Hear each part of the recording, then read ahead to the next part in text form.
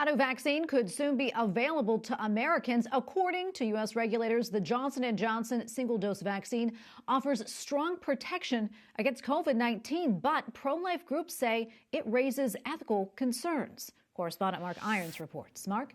Tracy, the Food and Drug Administration scientists confirmed the Johnson & Johnson vaccine is nearly 70% effective at preventing moderate to severe COVID-19 and about 85% effective against the most serious illness. But pro-life groups say if you're going to get vaccinated, consider other options. There are significant ethical concerns, and it relates to how they produce this vaccine. Dr. David Prentice, the vice president and research director at the Charlotte Lozier Institute, says abortion-derived cell lines were used to produce the Johnson & Johnson vaccine. Dr. Prentice says if you're getting vaccinated in the U.S., it's better to go with Pfizer or Moderna. Following the guidelines that the Vatican and the Bishops' Conference have put out, those ought to be the vaccines that we go to first. Following final approval, the Johnson & Johnson vaccine could soon be made available to the public. We will have 20 million doses of the vaccine to be made available by the end of March, and we're prepared to ship immediately. Meanwhile, two separate research teams say they've found a new coronavirus variant in New York City and elsewhere in the Northeast U.S.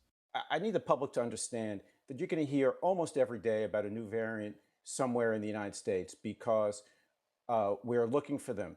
Pfizer is testing if a third dose of its COVID-19 vaccine helps protect against new coronavirus variants. And the massive effort to get more people across the country vaccinated continues. The U.S. military is getting involved, delivering shots and staffing vaccination centers in several states.